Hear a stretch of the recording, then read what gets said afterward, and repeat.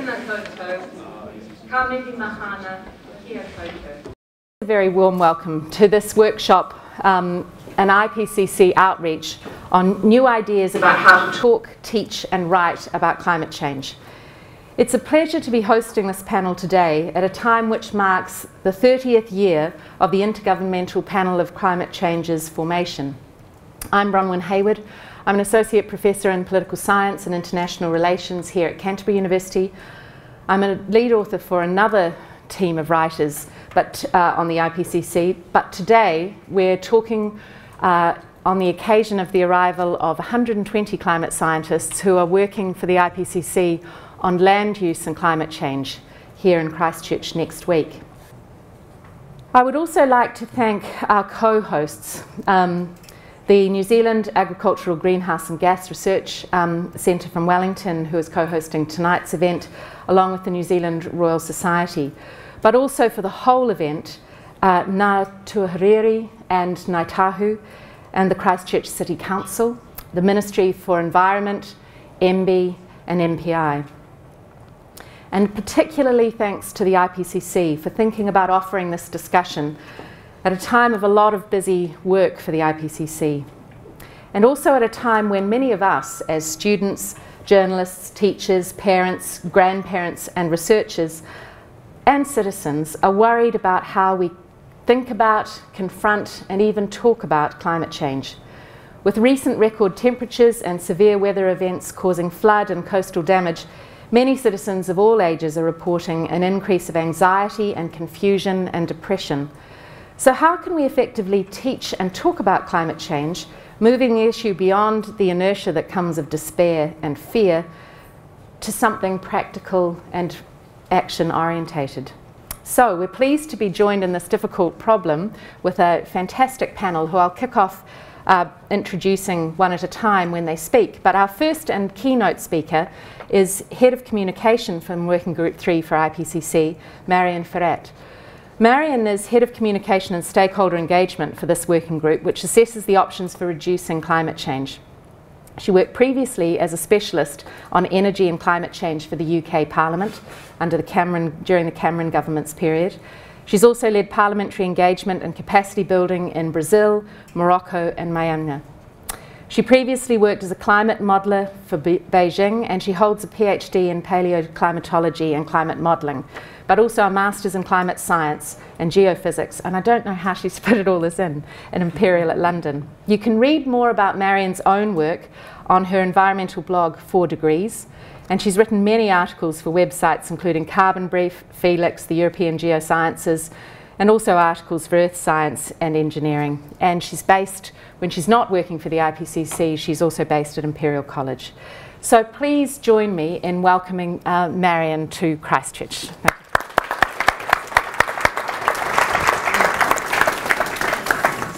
Thank you very much for the introduction, Bronwyn, and thank you all so much for coming. I'm really excited about this event tonight, and I'm really excited that all my colleagues will be joining me next week as well. And thank you very much to Christchurch, to the university for hosting us as well. And again, thank you all for coming. And I'm really excited about talking about a topic that's been really close to my heart throughout my sort of scientific career and all the different roles that I've had, which is how to kind of engage with people about climate change. And I'm also very excited to hear about what the other panelists tonight. I am a little bit jet lagged, so if I stop making sense at any point, please just stop me, and I will try and sort of rewire. But I'm going to talk two separate things this evening. First of all, I thought I'd start by demystifying what the IPCC is a little bit, because I think it's quite a famous organization, but actually it's quite a complicated one as well, and it's quite an intricate. It works in quite an intricate way. So I just want to sort of pick it apart a little bit and explain how we work and ultimately why we're here. And the second part of my talk is going to be focusing on communication of climate change. First of all, talking a bit more about what the IPCC is doing, and how it's trying to improve on its communications as well. So my role, for example, is a new one. So I've been in post about 8 months, and I'm the first one to hold this post. And there's a similar role in each of the other 2 working groups as well. So we're really trying to work together across the whole organization to improve our communications as well. And then after that, I'll sort of take my IPCC hat off for a minute and just talk more broadly about my general experiences of communicating climate science and climate change research and what I think is important in doing so. Please do interrupt me at any point as well if you have any questions. But I'll just kick off really quickly. Actually, let me go back. Looking at all these acronyms, I mean, the IPCC is famous for not always being very communicable, and we are acronym heavy, and I'm going to try and put my advice into practice and sort of pick all of these acronyms apart. But if you look at the 3 acronyms at the top there, I mean, this is the language that we speak on a daily basis in the office. So we would say IPCC circle LAM2, and everybody would know exactly what we're talking about. And if you look at a lot of our communications, those sort of series of letters will be there. So I want to unpick them one by one. So first of all, what is the IPCC? So it's the Intergovernmental Panel on Climate Change, and it's the international body that assesses the science related to climate change and produces big assessment reports that you may have heard of. The I of IPCC means intergovernmental, and that means that it's not just scientists being part of the panel, it's also the 195 governments that sort of drive our work as well, and that the scientists have to interact with. So it's really a unique cooperation between scientists and policymakers to try and make these assessments as relevant to policymakers as possible. That word relevant is really important. So the IPCC is policy relevant, but not policy prescriptive. And that's something that drives our work completely. So we can assess all the science that's out there, produce assessment reports, but we cannot say, you know, a particular government has to take this course of action over that one. That's up to the individual governments to do that. But as I said, there's 195 members on the panel, and about twice a year, the scientific leadership and the representatives of these governments meet to decide on the work program and to drive the work forward. I don't know if any of you have ever read any of the IPCC report or seen the assessment reports. Yeah, I see a lot of shakes in the room. And how do you find them? Do you find them easy to understand? Or, got a lot to love. Okay, well, we'll see later on how we can improve that. But yeah, so basically every 5, 6, 7 years, the IPCC produces an assessment report. And there's one for each working group, as well as a synthesis report that gets published afterwards as well, that sort of tries to tie it all together. So Working Group 1 looks at the physical science basis of climate change. Working Group 2 looks at impact, adaptation, and vulnerability. And Working Group 3, which is the one that I work for, looks at climate change mitigation, so options for reducing the rate at which climate change is happening, either by reducing the emissions or increasing the sinks, CO2 sinks. So these reports, as I said, get published about every 5 to 7 years. And on top of the big chunky report, there is also a summary for policymakers that gets published. And that's a really important document because, as I said, the IPCC is this cooperation between policymakers and scientists. And ultimately, the policymakers start and end the process. So any IPCC report that gets published will start with the policymakers. So the whole panel will decide that a particular report will be published, either an assessment report, or we also do special reports on specific topics that are of particular interest to governments. So the world governments will sort of sit down and agree on that topic. And then at the end of the cycle, or when a report gets published, the policymakers will also agree line by line the summary for policymakers. And that's quite a difficult task at times, getting 195 countries to agree to a text. And that's where a lot of negotiation skills come into play as well. But these are just some photos from not the latest plenary, because that was last week in Paris, where we were at the 47th session of the IPCC. But this was in Montreal back in September at the 46th session, where the outlines of the 6th assessment report were agreed by the governments. So again, the scientists scope out a particular report and make a proposal as to what content should go into that report. And then the governments agree each chapter title and a series of bullet points within each chapter that the scientists will then have to cover. So you can see the photo on the top left is just the whole plenary. So each country has got a seat at the table, and then in the center on the podium, there's as the IPCC, the scientists or the support units, like the one that I work for. And even just negotiating the chapter titles and sort of bullet points of each chapter can take quite a long time. And here on the top right, you can see Working Group 1. And they're all smiling because they managed to agree their outline in a couple of hours, because physical science, it's maybe slightly more straightforward, whereas mitigation, as at the bottom here, it took us 13 hours to agree our outline, because it's slightly more political, some more sensitive issues, so it just takes longer to agree that language. So I think communications is at the center of the IPCC, just in that sense, because you have to take lots of scientists and a lot of policymakers and actually listen to each other and agree to these reports. So that was my first acronym, IPCC. Now SRCCL, we say circle just because it sounds nicer, but what does that mean? That means Special Report on Climate Change and Land. So this cycle is really busy for the IPCC. We're not just doing the 6th assessment report, we're also doing 3 special reports as well as a methodology report too. And one of these special reports will look at the interplay between climate change and land, and that's a really important issue. This is a quote from Deborah Roberts, who is a South African policymaker and is also co-chair of IPCC Working Group II. And she says, land is fundamental to human well-being. It is the medium on which we live and influences the balance of power and politics. And ultimately, land is where we all live, and it's a lot of different issues related to land, and it's a source of a lot of emissions as well, but also a lot of opportunity for carbon sinks. So the special report, again, was agreed by governments back in 2016. It's really important, this dialogue, listening to what the policymakers also want. So there was a questionnaire sent out to all the governments by the IPCC to try and figure out what topics they might want covered. And we ended up with a chapter outline, with a report outline that you can see on there. So it's quite a broad-ranging report. It covers just the science of land climate interactions, so CO2 emissions, CO2 sinks, but also desertification, land degradation, food security. Agriculture will fall into that as well, which I know is a big topic here in New Zealand. And then looking at the links between all of these, the links between these and sustainable development, and also risks and opportunities too. So it'll be quite an interesting report to come out, and we're again delighted to be here next week to continue working on that report. And then finally, LAM2, what does that mean? It's an acronym that we use a lot, and it means Second Lead Author Meeting. So the way the reports actually get written, so once a report outline is agreed, governments put forward some names of scientists who actually go and write that report. And these are hundreds of scientists from all over the world.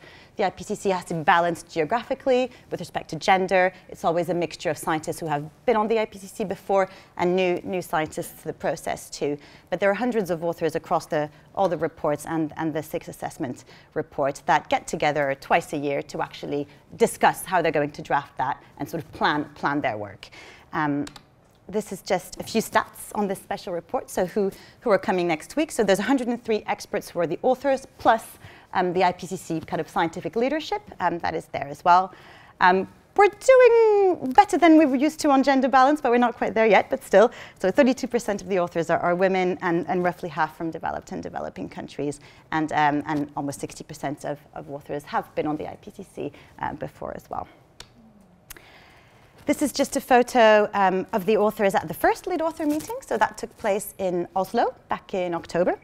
And that's really the first time that they all got together to sort of try and plan their work, discuss what topics they were going to focus on, and really start that drafting process. Then they all went away. They put together a very sort of first draft of the report, and now they're going to get together a second time to really finalize this first draft. And a really important part of the IPCC process is that, and what makes it really transparent and authoritative, is that these drafts then go out for expert review. And anybody who has anything to say about the reports or any expertise on any area of the report can download it and comment on it. And every single review comment has to be addressed by the authors too. So they have a big task next week, which is actually to start producing this first order draft that will go out for review in the summer. And, it's a big endeavor because there are lots of scientists from all over the world. Each chapter has got a specific group of authors too, and this getting together in one place is really an opportunity for them to work across chapter as well, to look at sort of the report overall, to look at its narrative, at its structure, etc., and really get this draft going. An important thing that will happen next week as well is that the authors will start talking about what they might want to elevate to this summary for policymakers later on as well, which is this crucial document that will eventually be approved, hopefully by the governments at the end of the process. So hopefully that's a sort of whistle-stop tour of where we're at now and why we're here next week. But what I really want to focus on now is this question of communicating climate change, because it is not always easy. You know, it's a very big topic. It's sometimes quite overwhelming as well. I mean, you know, a lot of the things we hear about 2 degrees, 1.5 degrees, you know, the end of the century, 2100. I mean, these are really big things that can be quite overwhelming sometimes. And I think there are lots of different ways to talk about climate change. So first of all, I just want to focus a little bit on what the IPCC is doing and has been doing over the course of its life. Oh, I should have added it's turning 30 this year as well, so we're celebrating the 30th anniversary of the IPCC. But we're putting more resources into communications. So, I mean, one way of doing that is that there are these 3 new roles, one in each working group. And in the Q&A later, we can talk a little bit more about what that involves if anyone's interested. But it's really broad-ranging. It's everything from kind of external communications all the way through to supporting the authors, really upstream and kind of drafting these reports and thinking of their audience. But why is the IPCC putting more resources into communications? Well, I mean, we have been called unreadable and inaccessible for non-specialists. And I think there have been growing calls over the years to improve the communicability and the readability of these reports. Back in February 2016, there was a big expert meeting on communications for the IPCC as well, where we brought in experts from around the world to talk about communicating climate science and how the IPCC could do that better and embed communications more effectively within its process. Some of the recommendations from that expert meeting were that communications should be an integral part of the report process. So, you know, it's not this last-minute thing that you then hand over to a comm specialist to make something communicable. You have to think about it really, really early on in the process, and it has to sort of drive the entire work, and should start at the outset of developing an assessment report. Another recommendation was more effective outreach with a whole range of stakeholders of the IPCC as well, and try and integrate their views and, you know, what they want to get out of the report. Also to be a bit more reactive to the media too. That's really important too, to be able to interact with the media better. And also to communicate IPCC findings to the range of audiences. And the primary audience of IPCC reports are policymakers, but actually there are a lot of secondary audiences too that need to be sort of thought of, not just, for example, education specialists, but also the business sector, the finance sector, who are people who, you know, who are also looking at how to find solutions to climate change. So there's a lot of different ways that we're doing that. We're trying to engage much more on social media, for example, trying to listen to what people have to say about the IPCC. Something that we publish in each of the reports are frequently asked questions as well. So Working Group 1 on one of the special reports that we're producing, they're leading on that, on the organization of that report, and they put out a big questionnaire on social media as to what are frequently asked questions, because maybe what scientists think is frequently asked is not the same thing that's actually frequently asked. So they thought, okay, let's you know, ask out there what people actually want to know about.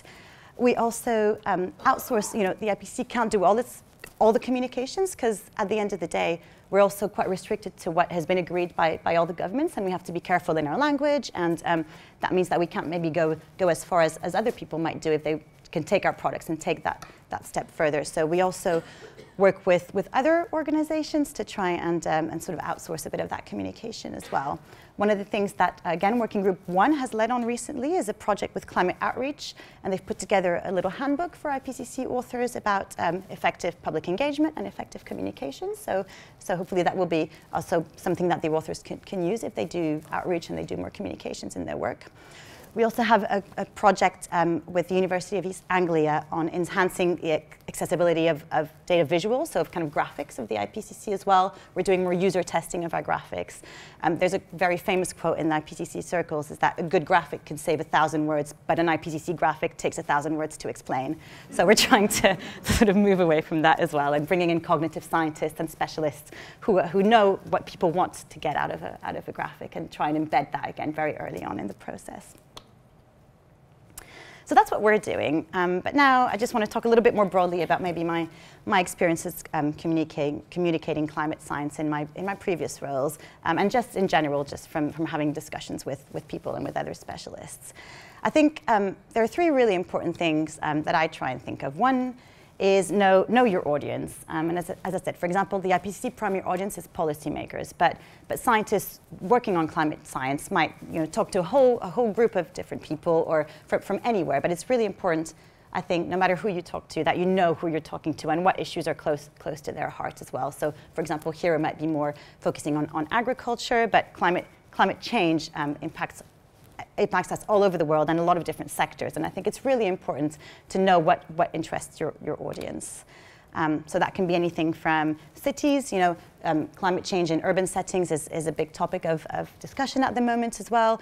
And what might interest, I don't know, an audience in China might be a different one to in Africa, or a particular stakeholder group might want to know something slightly different. So I think it's just really important to know who your audience is. And here on the bottom left, we have the panel at the UNFCCC COP21, and that's, again, our audience are more policymakers, so we're trying to bear them in mind. I think the second really important thing is to remember that why do we care about climate change? Because ultimately it's not just about a planet, it's about us on the planet as well, and it's important to sort of tell a human story and actually connect to people and connect to what issues people really care about. And something that is often said is that most people understand the world through anecdotes and stories rather than stats and graphic. And that came out of this handbook for IPCC authors by Climate Outreach. And I think it's not just important to sort of relate to people, but also to show that scientists are people at the end of the day. And they're not sort of, far away people in a white lab coat, but they actually have stories to tell themselves. And, I think engaging by saying why you're interested in something and what makes you passionate about something is a really good way to engage as well. So here on the top right, you can see our two co-chairs, Jim Skia and Professor Shukla, who are the co-chairs of my working group III, just sort of chatting at an IPCC session.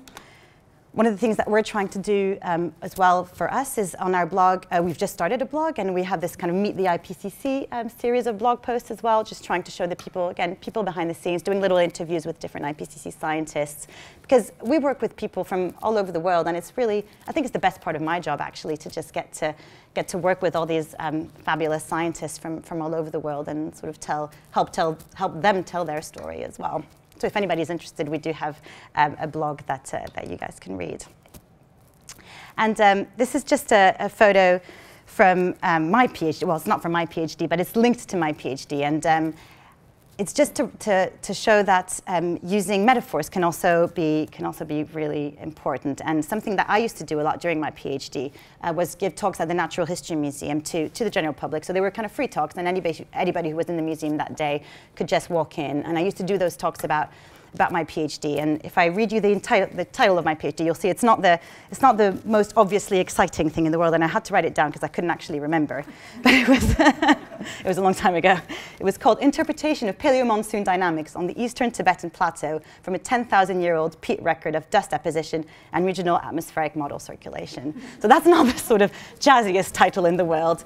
So I thought, okay, so how can I actually talk to people about this, and how can I make them interested in what I do, which was ultimately sort of drilling a peat core, so drilling a core on the Tibetan Plateau, so peat, like a decayed plant, carbon dating it, so it was about 10,000 years old, and then sort of chopping it in layers, and at each layer looking at the chemical and physical composition of the plant, and specifically looking at dust that had fallen from the atmosphere, which had kind of tiny particles of sand from deserts from all over Asia, and at each layer, so at each point in time, you can measure that dust, and you can look at its chemical composition, you can see where it came from.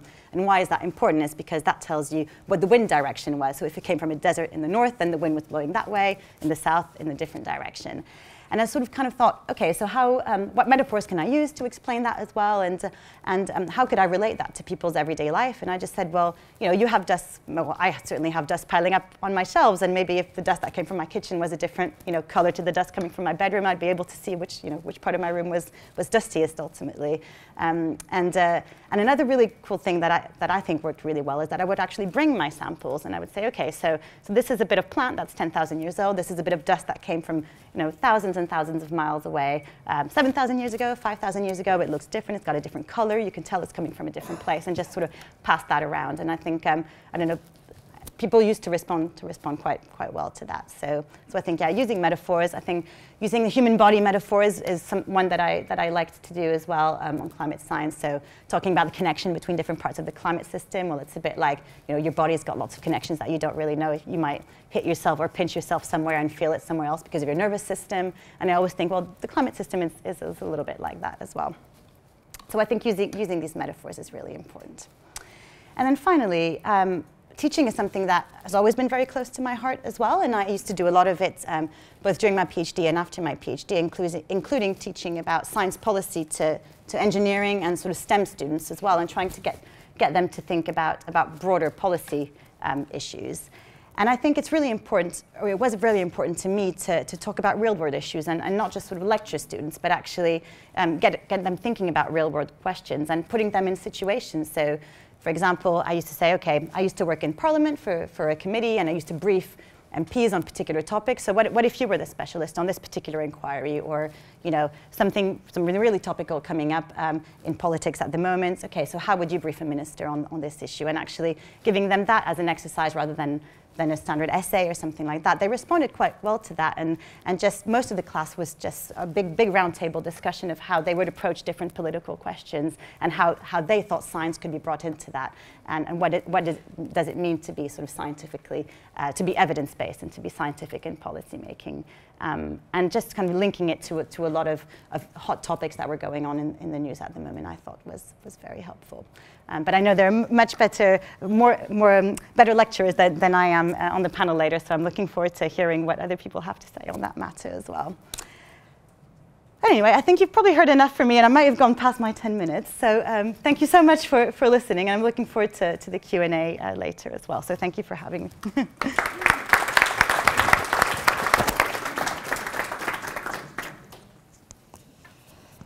You can see why I can't imagine how Marion has fitted all this in. Also, far be it from me to comment on our beautiful brand new building, but it is interesting, and I hope that teaching and communication might have changed, but consoles haven't. And so I'm sorry we're slightly trapped behind here. And if you can't see around the cameras, there are seats here and on the far side. But just to reiterate what Marion said, the most dramatic thing that I saw her colleagues do for the IPCC was to take on the plenary panel and to say, do you know that people don't understand what a greenhouse gas is? And an entire auditorium of scientists looked confused, and they said, most people in the world haven't even been in a greenhouse. Why don't you just call it heat trapping gases? So a single profound shift in communication has been widely acclaimed, really, at IPCC. Now, our second speaker, Emma Pulloka, it's a real pleasure to introduce.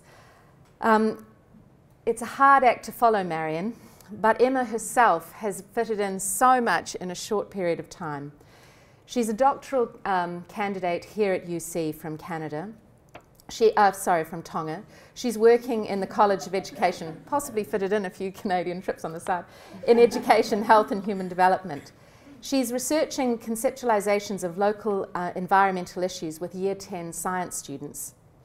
Prior to this, she was the winner of the UC College of Science Scholarship for her Bachelor of Science Honours in Environmental Science. So can you please join me in welcoming Emma? It's a pleasure. Hello, everyone. It's great to be here with all of you. Warm Pacific greetings on this very cold day. I can't say global warming is really on my mind at the moment, as I have a cold and the weather is quite cold. But we're here to talk about climate change and talking about climate change. I actually have a little twist to my presentation, which is that I would like to talk about what happened when I stopped talking and actually listened to other people about climate change. So climate communication is about giving space for people, to our neighbors, our elders, our students, our indigenous people, to tell their stories because they have valuable knowledge about place and environment. If we do this, then our way of relating to each other in society with this changing climate will be informed by the wisdom of generations who have gone before us. Our thinking, not only our solutions, will be weighted down and grounded in the voices of those who have lived through the changing climate that we are talking about. There's a lot of well-shaped poetic words there, but I would like to share with you some stories of my own experience listening about climate change in the Kingdom of Tonga, where I'm from. So once again, thank you to the organizers and to the other panelists for giving me the space to share a little bit of what I've learned. So climate communications, as I firmly believe, is not just one way from some experts to the public. Although climate scientists do play an important role in society about shaping these conversations. I learned this as a biology teacher in my home country of Tonga last year, when I had the opportunity to take a small group of students who were more environmentally minded out to an area of coastal development. So as we were thinking about the costs of sustainable development in Tonga, and we can see the effects of climate change and sea level rise happening there already, as we were doing that, one of the students pointed out to me this in the background. Could I just ask if anyone here knows what this is? Yeah, a fish trap. So we call this in Tongan pa. It's a traditional fish trap that was there on the area where we were looking and talking about sustainable development in terms of tourism and the ecological history of this area, and also the climate change pressures and how that would all work together and how that would all play out. So one of the students, actually from a more rural village, pointed out to me how this spa works, which I'd like to share with you. So fish actually swim along this area. There's sort of a line of netting that's perpendicular to the coast, and fish swim along that and get trapped in the circular part there. And once they get inside, they cannot get back out again. So the fish are all trapped in there, and when it's low tide, fishermen can come and collect them. She also pointed out that the size of the openings in the netting are just big enough so that smaller fish can swim out again. And they can, if you're an ecologist, you'll be excited thinking they can replenish the area. And this is very sustainable. This is an example of traditional wisdom, of solutions that are already part of the culture in places in the Pacific. Solutions that I think we need to listen to as climate scientists when we're looking at solutions for climate change. So as teachers, we can be encouraged to read textbooks, follow international NGOs, which are all very good and helpful, but we also must not forget to listen and to seek out the voice of our neighbors, our elders, people who know these sorts of wisdom, and listen to them and incorporate that into what we're teaching.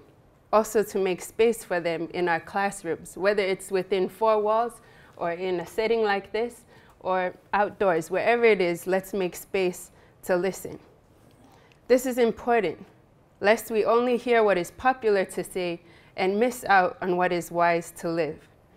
This type of knowledge or way of knowing has been called in literature traditional ecological knowledge or local ecological knowledge. And scientists have begun to see the value of this in mainstream science, this sort of knowledge as an oral record of history. They can see the values within these communities being birthed out of generations who have lived sustainably within these ecosystems. Some legends, some metaphors, some poetry, some songs, some dances, all are ways of these oral societies passing on knowledge about the environment. Some call it legend, we call it history. One grandmother really helped me to see this in the island of Hawaii. This island, some of you may be familiar, was hit with a Category 5 cyclone a few years ago. So Category 5 is the highest category in terms of magnitudes of cyclones. And I just want to point out, this is not a new thing in Tonga, although the frequency of them we notice is becoming, they're becoming more and more regular. So this grandmother, she took me out as I was there doing research on something else, and she took me to this coastal area and showed me where a house used to be. That's pictured here, and her name is Langlangi. She showed me where the sea level had risen to a point where the house had to be relocated. She pointed out to me which was in the sea, where they had parked one time when they came for a tangi or for a funeral. As I saw her move around there, lifting up her long Tongan skirt in the water, walking around, I saw the water, and in a moment, the struggles related to climate change became real to me, more than just reading reports. I was living through someone else's experience by listening to their stories. I realized that I had to move away from looking for instant solutions. I had to look at other people as experts of place, especially when their lifestyle has shown an interconnectedness between the sea and the land, uta and tahi. Only a generation or two ago, Pacific Islanders were using renewable energy sources. This is not to romanticize our history or say that we should all throw out our ovens and go back to burning coconut husks again. But it's just for us to keep in mind, for us people who are passionate about climate change and climate issues, maybe for some of us who are skeptics, that we need to make space to seek out the voices of people who know things that we would never be able to learn on Google, and we must seek a relationship with them. Perhaps as climate communicators, the most important thing we can do is to create spaces for stories, as our key speaker has already mentioned, not only for sharing them, but for listening to them. Let's listen to the stories of our grandmothers, of our tangata whenua. Let's make space in our hearts to listen, not only to tell. And let's listen not because it fits our agenda, but so we can live through their stories what we can only weakly explain. Thank you. Thank you so much, Emma. On listening to stories, can I now introduce Dr. Daniel Collins, who's a hydrologist at NIWA. He trained in his PhD at MIT, the Massachusetts Institute of Technology, and his research looks at the movement of water through natural and human-modified water cycles with a particular focus on climate change. He's also been an IPCC author for the 5th assessment, and he currently leads several research programs on the impacts and implications of climate change and how our societies can adapt.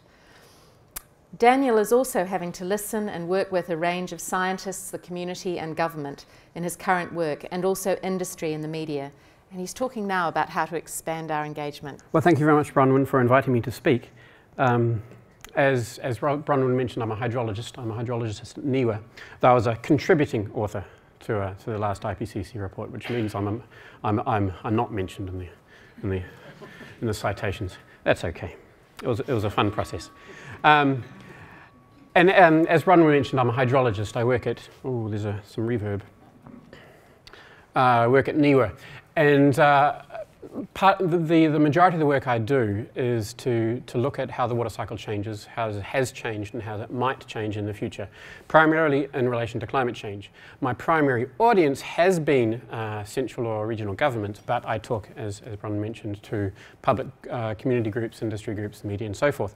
And so I've had to explore different ways of communicating and telling my science to a number of different audiences and using different languages and so forth.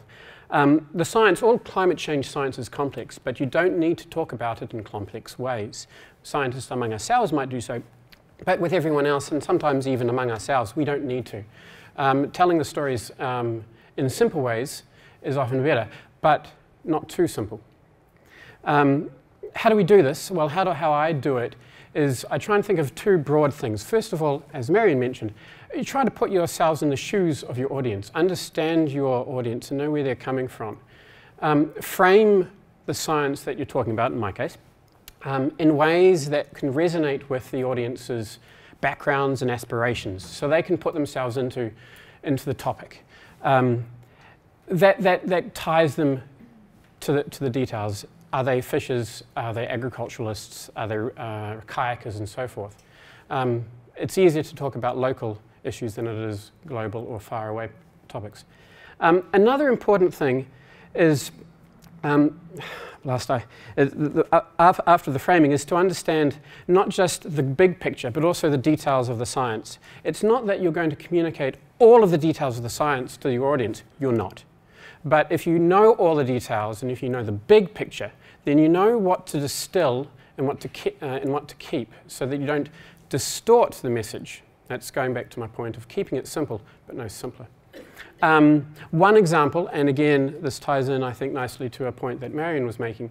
When I talked to a lot of community groups, maybe this is not the technical audiences I'm meaning, I liked actually to talk about noisy pubs or bars. Now, I'm sure many of us have gone to a bar or a restaurant after work, maybe on a Friday, and it's been noisy, and it's been hard to hear conversations in your group. Detecting climate change is much like listening to a conversation in a noisy bar. That's my analogy.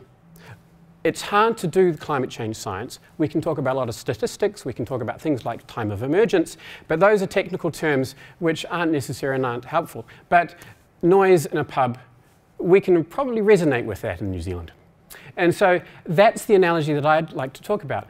It takes scientists many decades and have to look over the globe to gather the data to actually notice that there was climate change.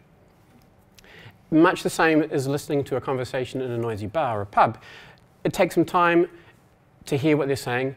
Maybe they're speaking a different language and you have to move closer. Maybe they have to speak louder and eventually you'll hear the conversation. So that's much like the work of detecting climate change. And I use that analogy often when I'm talking to many different groups. It works, I find. A lot of people nod their heads, and I know a few of you have been doing that too. So I just use that as an illustration of taking a complex science concept, distilling it down to what is necessary and sufficient without going too far and without making it too simple. There are other stories and anecdotes I have as well. Humour. These messages are the same things any communicator is used to. Use humour to engage the audience, know your audience and so forth, simplify things, analogies, metaphors. Because I'm a hydrologist and I talk about floods a lot, there's a nice cartoon that I often present. Don't need to present it now, the words will suffice. That there are people who might doubt climate change more than others, and so there's a cartoon and two pictures. We have some people thinking about floods and climate change, and they say, talking amongst themselves, that, well, the projections suggest that floods will become worse in the future. And they say to themselves, well, we'll cross that bridge when we come to it. The next panel is a bridge, flooded. So it illustrates, it tells the story. It doesn't quantify that the floods will increase by 22%. Sometimes that's unnecessary. Oftentimes that's unnecessary and can get in the way of the bigger issues. So I'll leave it at that, brief though it may be, and look forward to more discussions with a wider panel. Our next speaker, Dr. Deirdre Hart, is a senior lecturer here in geography at the University of Canterbury. She researches physical, biological and human, as in built environmental lifeline processes and interactions in coastal environments. This includes temperate and tropical coastal and river mouth science, engineering and management. At the moment, her international research projects include collaborations with Korea, New Zealand, Italy and the USA. Her research approach is multidisciplinary, but her experience both as a researcher and a tertiary teacher is very welcome. So Deirdre, it's lovely to introduce you today. I've just had an epiphany. I'm the person that doesn't go to the pub very much, and I give up on trying to converse in the noisy conversations. And if only I'd had that analogy a while ago, I might not have got into this business. So I'm a lecturer in coastal science, but I'd say I'm a student of climate change communication. Partly a school of hard knocks, I would say, over the last 10 years or so. And I've got one slide here to help me with my talk. I'm going to talk around these three different concepts. And so the first one being climate. As a coastal scientist, I work within a small subdisciplinary team in geography, in between some climate scientists and meteorologists, then myself in the coastal and ocean space with another colleague, and then we have cryospheric and snow scientists within our physical geography team. We sit alongside humanities and geospatial computing geographers. So my area is very much coastal rather than land, and I know lots about the science, but I've had to learn lots about the communication in order to talk with people and have a conversation about that science. I do professional work outside in coastal science, outside the university, with communities and with government partners as well as engineering consultants, and I also teach about coastal studies and a little about coastal science. So that's my sort of context. And when I consider my 9 lectures at first year and how much climate science I can get through in my 9 50-minute lectures, leading up to trying to understand what's going to happen to coasts, what is happening to coasts, and what our role can be in that. There's quite a lot of material when you look at, just for example, the IPCC 5th Assessment Report. And I went online earlier today and I got the page numbers for the 3 main volumes, and then the synthesis report, but I've been told off referring to the synthesis report in professional communications, so we won't do that. So we've got about 4,629 pages worth of summary of science. This is not the science, this is about the science. The science sits behind that. It's absolutely enormous. We're in this information age where there is no shortage of material to work with. We're also in an era of alternative facts, post-truth, and I'm told post-science, although I'm not quite there yet.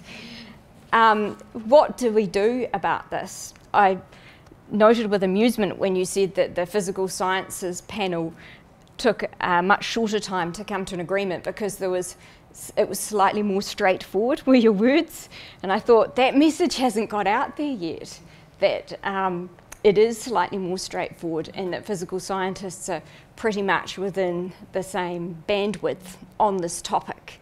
And so when I think about how to communicate effectively, I have to consider that idea and then the perception of that out there in the public. I was also interested to hear about the audience being policymakers, which is obviously the main audience, but there are so many people that try to access and read these reports. In our coastal communities within Christchurch, first year students right through to graduate students, so the audience is really, really wide, and people are motivated to grapple with this stuff. For my own part, if I'm talking about the topics that I go through in my lectures, I've got to get through the RCPs, the regional concentration pathways, the climate models, to move on to things like the sea level scenarios. So that's an awful lot of material to get through, and I've got 9 lectures at first year to get through it. And in no other type of lecture is there so much available misinformation and so much mythology and so much controversy. In other areas that I teach in, we work to give a really good grounding in the information that's available and in the skills you need to use that information. So you might study the geomorphology of sediments and the biology of the critters that make them in a reef environment in detail, so you can build up a bank of knowledge and you get your study skills. But I think we need a different set of skills on top of that in this area to be emphasised. They are skills within normal science, but they are skills that have a different emphasis in climate change communication. And these are skills to address and unpack the evidence and the myths, the Google stuff, as well as the material that the reports are based on. And so I've sort of shifted my teaching in this area to go through a certain amount of science, but to focus on discernment as a skill in going through that science, and to go through it more rapidly than I would other science, but to go slowly with the discernment, to focus on that as the skill. And then to get into the myths. When I started teaching, we sort of didn't give much airtime to the myths because we thought it was wrong to give airtime to the myths. But now I deliberately give airtime to the myths.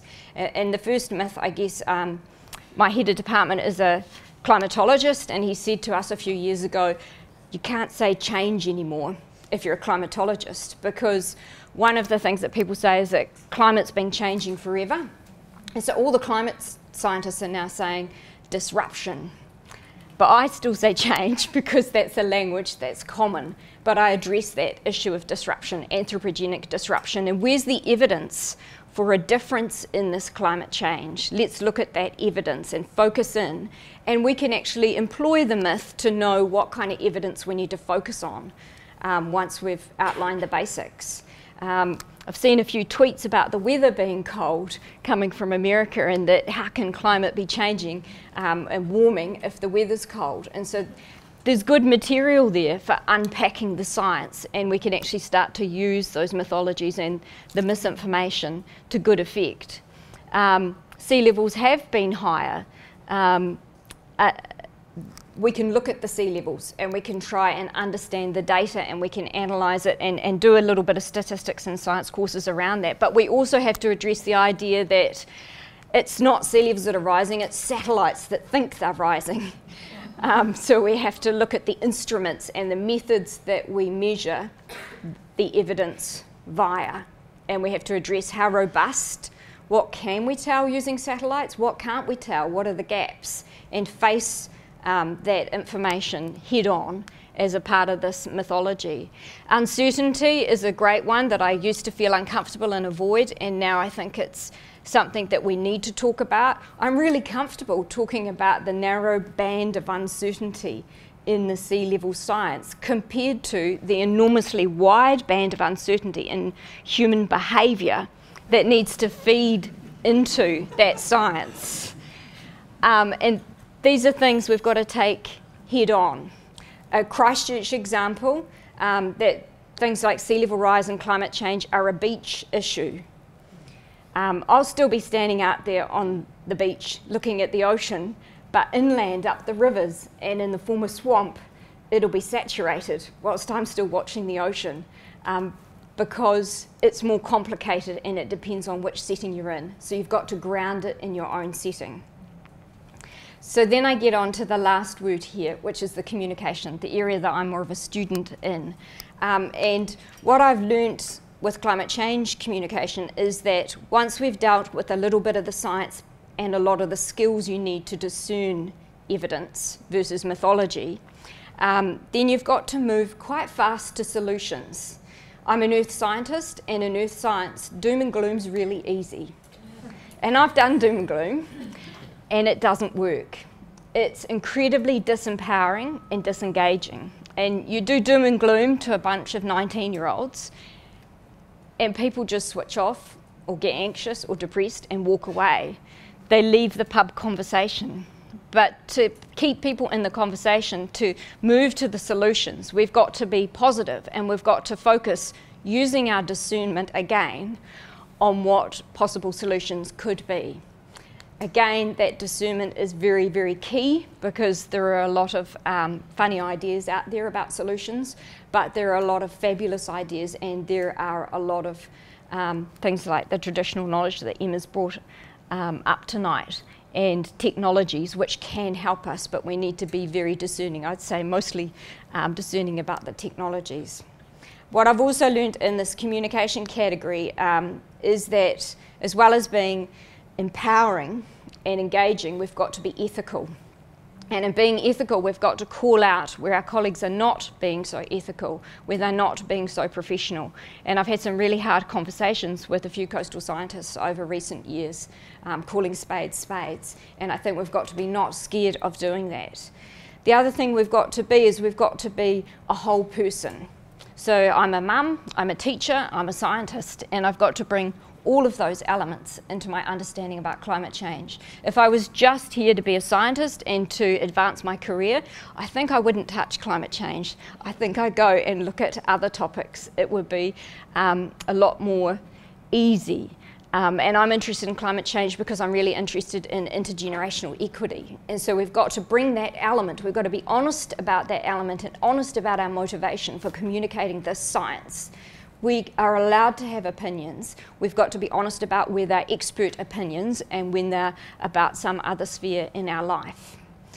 So be a whole person, be ethical, be empowering, be engaging, and a little bit less of the doom and gloom, much more of the discernment. Those are my messages.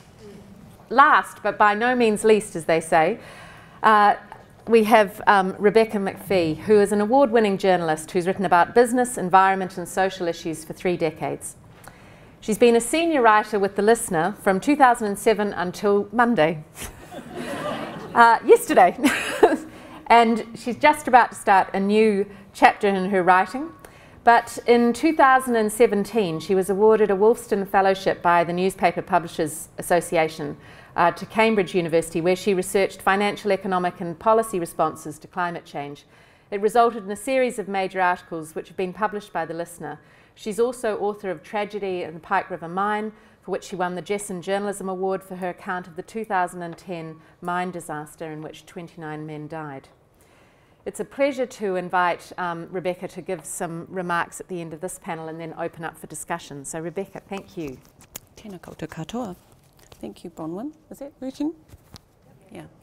Sorry, I'm going to have to read from my wee laptop here because I ran out of printer ink today and I couldn't print it, and I don't know how to do PowerPoints. So I'm not an expert on anything really. I'm a generalist, as most journalists are. We're generalists that have to learn ridiculously quickly, often about really difficult topics. And climate change is the ultimate tough story. They don't get, and they haven't ever been, any more complex than this. And I want to talk through with you one of the reasons from a generalist journalist point of view why it is so tough. One is, it is not one story. It's many, many stories, interlinked, interdependent, intergenerational, and each piece of that is highly challenging and complex in itself. So it's the ultimate wicked problem. And wicked problems are incredibly difficult to write about through a news forum, and even through a long form forum, which is what I generally do. So, you know, a question like, you know, how do you cover climate change as a journalist is a bit like asking, you know, how much you have covered the Industrial Revolution. I mean, clearly it's not one story, because we're talking about an entire global system, not only an entire global climate system, but an entire global economic system. And of course, the solution, or the mitigation to climate change, requires an economic revolution. We don't say that very much. I don't think we say it enough. I increasingly say it because I think that is true. It requires a complete retooling of the economy. And as to the complexity, it's actually more complex than what it would have been like to have covered the Industrial Revolution had one been a journalist at the time. The complexity is at every level. There's the science itself is vast, as Deirdre was saying. There's just so much material. I mean, every time I enter into a new story, you know, I just can't avoid. You go in thinking, right, you're going to be really disciplined, not going to get down too many rabbit holes here, you know, and I end up with this much, you know.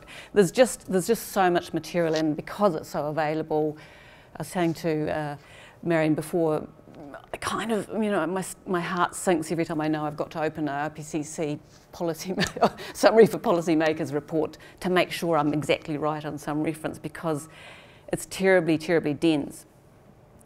So what happens for journalists who write a lot about climate issues is there's a tendency to sort of write a lot about a bit of it. So there's the science of what's happening to the climate. So some journalists tend to specialise in that part of the story. There's the question of the technology. What are the technologies going to be? What are the renewable energies? What are the transport systems going to be that are going to mitigate the effects of carbon dioxide pollution? So some journalists tend to focus on that piece. There's extreme weather and its impacts and sea level rise, which is, you know, the gigantic adaptation story, and some people tend to focus a lot about that, you know, the reporting on the cyclones. We've got Gita, we've got messes in Tasman, and you tend to get a lot of sort of reactive journalism to those specific events, quite rightly. And then there's the question of the level of economic transformation that has to occur, because what we're needing to do is get off one fuel source that underpins the entire world economy and has done for a couple of hundred years. 81%, I read yesterday from the IEA, 81% of the world energy system is still reliant on fossil fuels. So we have to get off that to zero emissions. So these are just enormously sweeping, large, complex, head-hurtingly difficult things to write about. So they're too big to get your arms around as a journalist, even as a long-form complex journalist who writes about complex stuff. So you break it up. But what I try and do, I can never do enough of because there is never enough time, and I know that other journalists who are really committed to writing about climate issues try and do this too, is that you have to think about it as a complete interlocking system. You have to approach the research with a sense through your wider reading of it being a completely interwoven economic, social and climatic system. And then within that broader understanding, you go hunting for the new material, the new understanding, the new science, the new ways of thinking about the issues, the new evidence and the new experience, the personal, the highly personal anecdotes, which are absolutely critical. I mean, everybody needs stories, and stories have to be about people. But it's then the human stories have to then provide a pathway to the raw knowledge. So what really works when it comes to reporting on climate issues? I mean, I've just described how I see the problem, which is enormous. What works? Look, I don't know, I'm afraid. I have written literally tens of thousands of words on climate issues. I don't know. As a journalist, I don't know how a reader is responding to the way I've written about something on, say, climate litigation, or what the latest research is on extreme weather and the link with climate change, and the whole emerging issue of science around attribution. I don't know. I mean, I'm flying blind. We're flying blind. I'm not there on the couch when somebody opens their copy of The Listener to see how they respond. I don't know. The one thing my goal as a writer is to think that somebody's reading my story and gets to the end of it and thinks, yeah, okay, I see. That's what I want, because that means I've helped them appreciate something new that they didn't already understand before, or help them to understand what they don't understand a little bit more, but some kind of little piece of recognition. That's what I yearn for, but I don't know. I have no idea whether that's what happens. Because what I want is for the reader to think, I get that now, and that then maybe has some kind of knock-on, and perhaps it's the way they think about the way they live their life, the way they think about how some politician is talking about some issue that's related to energy or the environment or coastal risks or whatever. But the fact is, I don't know. So I follow my instinct, and other reporters follow their instincts as well. It's just an incredibly challenging issue from a traditional journalistic point of view as well. This is not so true for me. It's somewhat true for me even as a long-form writer, but if you're a journalist who's in the daily kind of news world, the news machine is always going to tend to want to go to reactive comment, reactive reaction to keep stories rolling. So it'll always tend to gravitate to the responses of known and identifiable stakeholders in a story. So, for instance, a regulator that tries to bring in coastal hazards rules to protect the interests of future property holders is going to face a barrage of media stories quoting the perspective of current property owners who stand or who feel they stand to lose something, either the value of their property or some sense of security or some sense of place. When a government tries to talk perhaps openly about the possibility of ending oil and gas exploration, for instance, the news stories are going to inevitably go to and emphasise the views of current stakeholders, which are going to be the companies that have a huge amount of money and assets tied up in oil and gas exploration, and the communities that rely on that downstream for their well-being. It's not that those interests are not legitimate interests, but one thing that is really difficult, but I think is the most important thing of all as a journalist covering these sorts of this issue, is that they are not the only stakeholders. This is an intergenerational story, and so we have an obligation to think about stakeholders that are too young to be heard. Maybe they're not born yet. Of course, many are not born yet. It is not the normal story where somebody in power wants to do something, somebody's losing something, it's kind of a zero-sum game.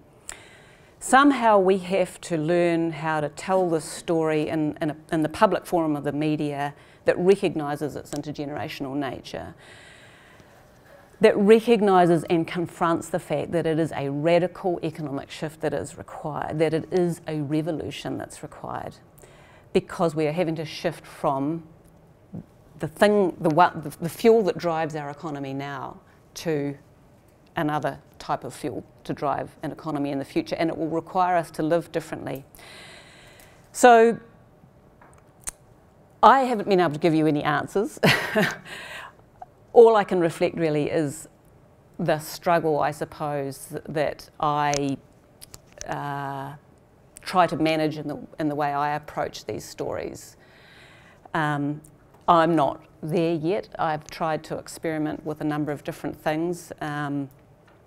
I don't know what the answer is. I don't know if what I'm doing is successful or works.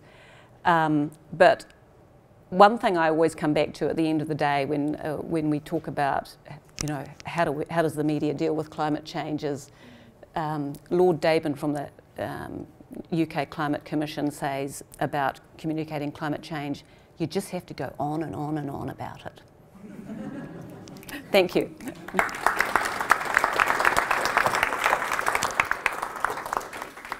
So our marvellous panel didn't go on and on, which has given us time for some questions, because there's also enormous expertise in the room, not wanting to enter the realms of Facebook and Cambridge Analytica, but we do know, because you emailed, quite a lot about who's here and the diversity of backgrounds in journalism and science and community advocacy and teaching. So some people who couldn't be here have emailed questions, and the panel tonight is being both recorded by Plains FM for community radio, and we're also making the podcast available through UC and through the Royal Society's websites. So if you don't want to have your question filmed, or yourself, just you might want to shuffle to the back, but we will take a few questions. But first I've got a couple that have been emailed in, which I thought I might put to the panel just for brief comment, and then we'll open it up to the floor if that's okay, and then we'll follow with a drink and something to eat outside. At a personal level, this isn't a normal topic. This is a difficult topic to deal with. How do you cope emotionally with the demands of the work, the research, and the reality of what you're doing? Marion. Thank you. Well, it's a tough question, and it is a demanding topic. It is a demanding job, I suppose. I think that we all do, but I certainly find mine quite challenging. I mean, I suppose hope is always you know, you have to kind of trust that that you're doing something good, and that you know, that things will move on, and I think that should drive you, sort of trust and hope as well. That's a challenging one. I try and separate in a way myself from the topic.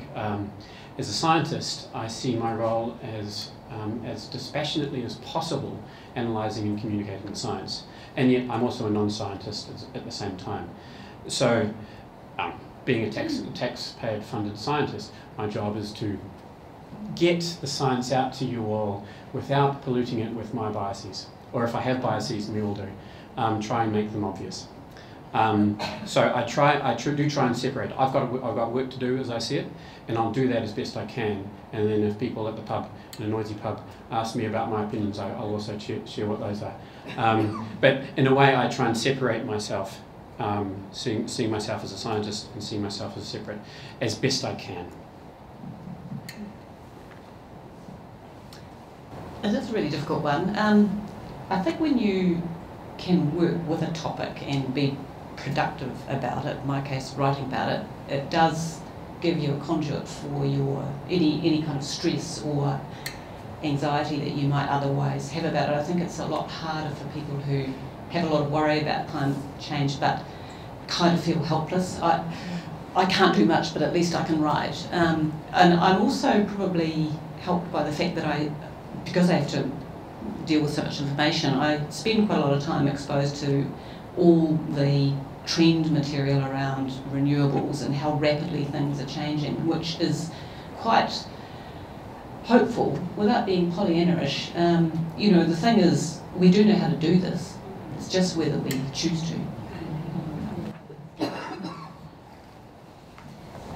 That is a hard question, and I used to have your silo, but working in education, that disappears quite fast. One of the enormous benefits that you have though working in education is being surrounded by people who want to make a difference and people who want to learn. So that is incredibly an inspiring environment to be in. And as a new scientist, you could descend into the doom and gloom of evidence, but you are constantly dragged back into this much more positive reality of the people around us who are trying to learn, who are trying to make a difference. And just observing that, I'm always surprised by how much we can do when we forget that we can't do it. Similarly to Dr. Deirdre here, I think in education it's inspiring to look at the potential of your students. So my own students, year 13 biology class last year, they inspired me to even finish my studies and continue on researching how curriculum can address this better.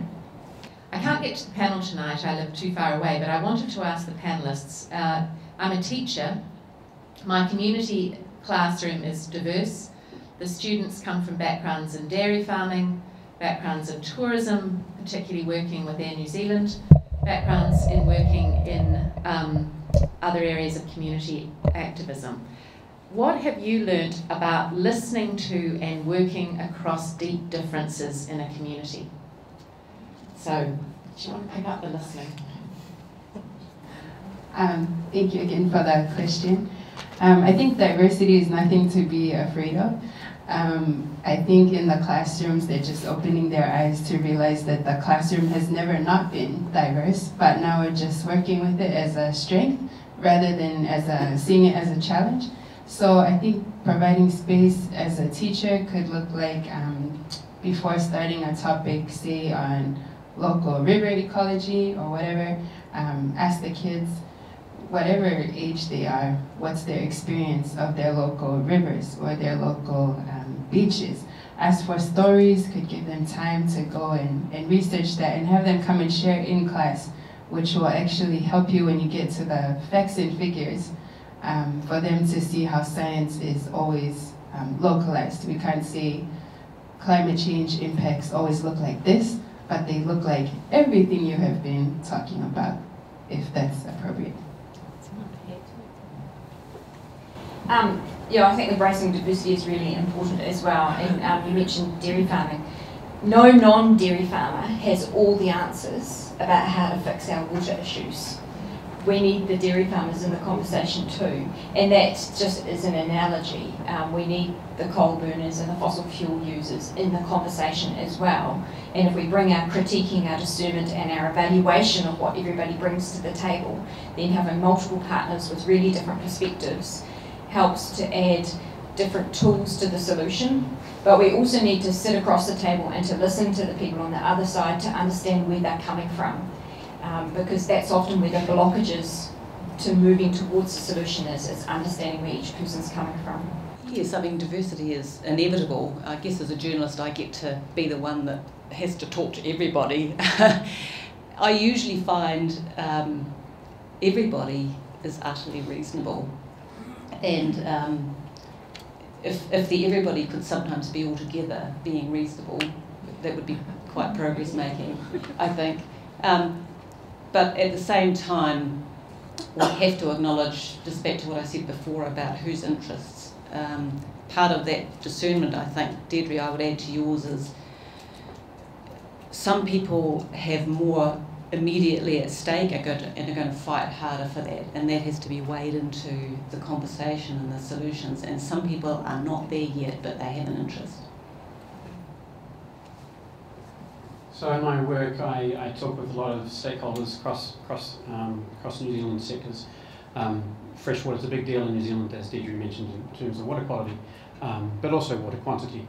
And so I talked with people in the hydropower sector, irrigators, agriculture, cities and so forth.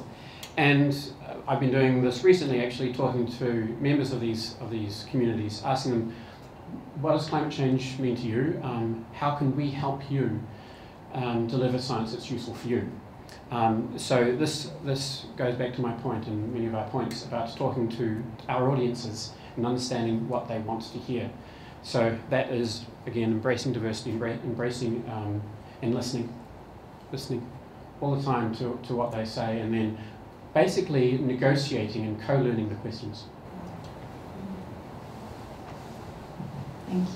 And I think I'll just echo what all the panelists have said already. I think diversity is absolutely critical, and this is me talking in my own personal capacity rather than on behalf of the IPCC. But I guess my experience when I moved out of science and into policy has always been to, well, first of all, to realize that policymakers have different things in mind to maybe what physical scientists sort of think about as well, and just sort of understanding where they're coming from was really important. And when I was in Parliament, I was working for policymakers across party, so I was working for a committee that had lots of different political perspectives as well, and I think it was just really important to listen to all views and to try and find solutions by understanding where everybody's coming from. I do think it's absolutely critical. So at this point, we're going to open up for questions, and what we thought we might do is take 2 or 3, and could they be pithy? I'm a 350 activist, and I've been involved in dealing with social media and mainstream media news threads and comment columns for the last 4 years. I estimate I've probably spent 2 months online, literally. Question. Megan Woods, who is now a minister, was an MP at the time she raised this point. She said she longed for the time when she could go into a working men's club somewhere in New Zealand and get a decent hearing on climate science, because there is, I guess, 40% of the population, 30% maybe, who simply will not engage with it, who are absolutely opposed to any contemplation of it because it will affect their lifestyle. I would love to know, I have my own methods of dealing with that, but I would love to know what other people's thoughts are. I gave a presentation at Imperial College at a conference on climate risk in mining, oil and gas last year. And, sorry, but at the end of the conversation, all the questions and answers, most of the discussion was around the science rather than actually being able to mitigate the risk. How do we actually focus the conversation on mitigating these risks rather than sort of sorting out the science, because that's where everything's going to come in, and especially being quite young, how can I bring that into my science to deliver my presentations better? We've been talking about diversity and everybody needing to be heard and so on and so forth, but I don't think we can wait to convince everybody. Okay, we have not got much time, and maybe to sort of link over to the person at the back with the question about what's it all for. I mean, we know what it's all for, and the Paris Agreement actually gives us a platform for that. We know that the end point, well, not an end point, but we know we must reach net zero carbon emissions by the second half of the century. That's a non-debatable point, and everything else follows from that. as for the people in the Working Men's Club who don't want to change their lives, I mean, what policy has changed how people have been able to live their lives since forever? I mean, men didn't used to want women to have the vote. Smokers used to want to be able to smoke at work. All of these things have changed and can change. I don't see that actually as any kind of an obstacle. Yes, you try and, you know, it has to be inclusive and all the rest of it. But again, you know, the men at the Working Men's Club are not the only stakeholders. I don't go out to communities all the time. I'll go out if I'm invited generally. And I have run into occasionally members of the audiences who might deny to some degree the science of climate change. I also am a semi-avid reader of comments online.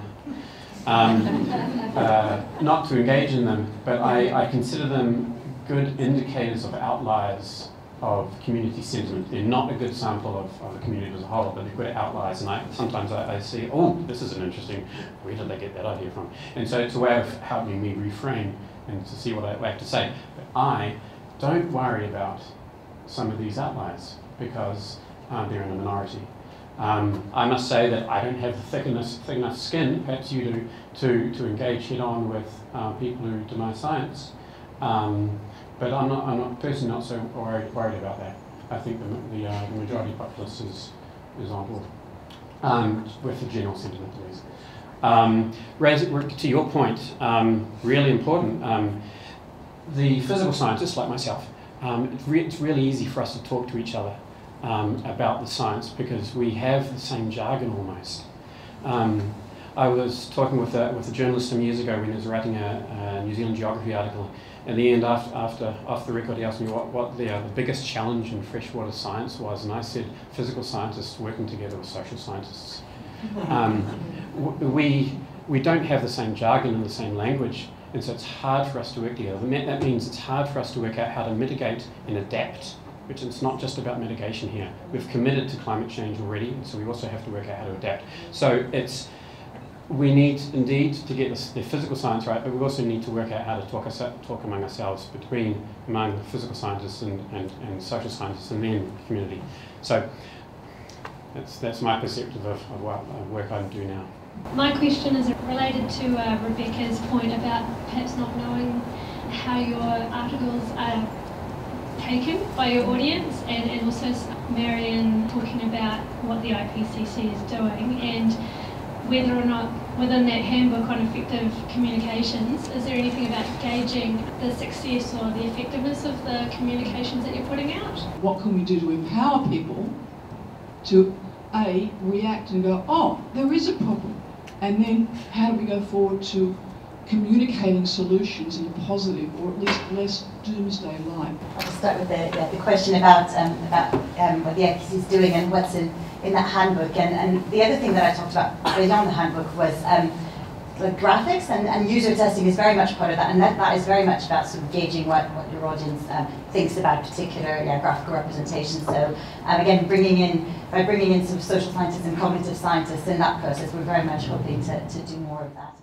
When I gave my doom and gloom a couple of lectures over the years, I think I forgot my role, or I didn't realise my role, and I got down all the scientific rabbit holes and I focused on all the science. But people can access that themselves, it is there, and I forgot that as scientists in all of our areas, we also work on solutions, testing solutions, evaluating solutions. So like in the coastal area, we might have things like different ways of managing sand beaches, different ways of managing estuarine shorelines, different ways of managing how our community interacts with those shorelines, things like dunes, things like engineered structures, planning solutions, ways of addressing the pattern of land use in an environment. And those are already in our toolbox, and we just have to bring them to this conversation and to spend a little bit less time in the rabbit holes and more time using the tools that we already know we have, and then being inspired by what our students come up with as other solutions. Yeah, in terms of doom and gloom, I would ask who's doom and gloom, because for some it's not a prediction, it's already happening. The family who lost their house, for example. They've already had to be relocated. So I think cultivating resilience is really useful in the sphere of education, and letting someone live in someone else's shoes, which goes back to the idea of diversity. In terms of doom and gloom, yeah, we have to realize that some people are already reaping the consequences of our actions, and we can't avoid it. But we can listen to them and learn more about it, and maybe we'll find more meaningful ways of talking about it through listening to them. This kind of climate change, young people thing seems like it's essentially you've got to convince people to give something up, right? So what I was interested in your positions as climate change leaders, advocates, what have you personally been willing to give up, and how do you think you can convince young people, other people to give things up as well? An observation. First of all, I'm very confident in the young. I think they've really got the message and they're very well informed. I'm also exceedingly familiar with the attitudes that come across in the Working Men's Club, and worse still from Grey Car. However, my question really is, how do you get a majority consensus among the people to persuade the policy makers and the politicians to engage in a way and set the policies when they've got their minds on an electoral cycle of 3 years? I mean, on giving things up, I suppose I've been very privileged in the sense that I've not necessarily in my own personal life, had to give things up yet. But I think maybe it goes back to that frame of opportunity as well, and sort of looking at maybe there are a lot of changes that we just haven't anticipated yet. The pace of technological change is really rapid as well, and there are maybe just a lot of things that we don't anticipate. So, we might not have to give up as much as we think we do now. In terms of giving up, I would rather be doing different types of science, to be honest. I actually possibly enjoy going back and being a historian. So that's the kind of thing that I would give up. I do this because it's my job now. I do enjoy it, but I think it would be more fun to do some other topics. If I can jump on the doom and gloom.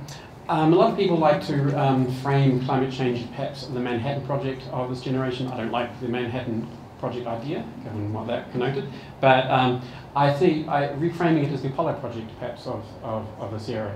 Reframing it as that, and a lot of great things came from that.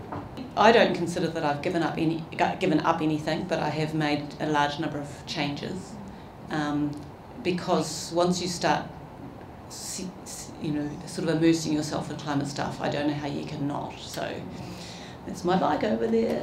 I try not to ever drive a car around town. I hardly ever eat meat anymore. I kind of pretty cautious about long haul flights. I offset all my domestic flights. Try and use that energy in the middle of the night when it's off peak, so that I'm not peaking up the peakiness, which is what drives coal-fired generation.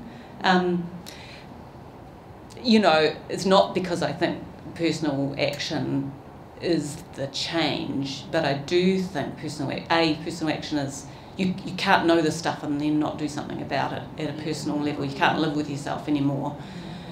Certainly couldn't live with my kids anymore. But I also think there is a political power about personal action, because it then reverberates through your community. Your friends, you talk about it with your friends, they talk about it with their friends. Somehow or other it seeps through the wallpaper of communal life, and eventually I think that changes the culture of the conversation. Yeah. On Margaret's question, I mean, the answer clearly is the Climate Commission and a Zero Climate Act that deals with the intergenerational nature, and it has to be a cross-party agreement. I've had to give up a lot of what I've learned. So I've learned that things are really hard, and that some things are near impossible, and no, with logic we can't do that. And when I talk to young people in particular, they're like, oh, problem? Well, okay, let's just do a solution. And I've had to start to believe that that might be possible. And that is quite challenging for a scientist who bases everything on, oh, well, this came before and then we have that step next. That challenge, that revolution, that paradigm shift takes a while to sink in. On a personal note, I'm a coastal scientist and I love beaches. I would love to live on a beach, but I never will. Thanks for the question. I really like the way you framed it in terms of leadership linking into lifestyle. Yeah, this Christmas I announced to my family I'm giving up plastic straws after going to this what do you call it? Like a museum kind of thing in Chicago, and they did a presentation on that. So my sister decided to give me these reusable straws and all that for Christmas or for my birthday, which I started to realize people around you actually notice the changes that you want to make. Even if I've used a few straws since then, I've forgotten my sister's gift at home. But also just wanted to mention someone who really impacted me, and that is Russell Taylor. Some of you may know, who used to work in biology here, who actually was instrumental in bringing me over from Tonga on scholarship. My first few weeks here, he was walking me up the old biology building that's gone now. And I remember I was excited to take the elevator because we don't have elevators in Tonga, we didn't at the time. So I was looking forward to going the elevator to go to get to the upper floors, but instead he took the steps. And I was really disappointed, and I thought, man, why would you, if you have the option to do something easy, why wouldn't you use it? But he was, kind of leaving a rock in my shoe, getting me to think about, even when you have the option, maybe you can choose not to. Thank you. Well, on behalf of all of us, I want to thank both the questions from the long view to the questions about what we do, but I especially want to thank our panel. It's extraordinary and a lot of wealth of knowledge in the room, but here. And I particularly want to thank Marion, who is so jet-lagged and hasn't explained that she organised and had to run the 30th celebrations in Paris for the IPCC as well. But all of our speakers, it's been great. If you've enjoyed this session, there are a few seats if you would like to email Sylvia Nissen that people have given up from the main plenary panel, which will be on Wednesday night in the Piano Centre between 7 and 8 o'clock.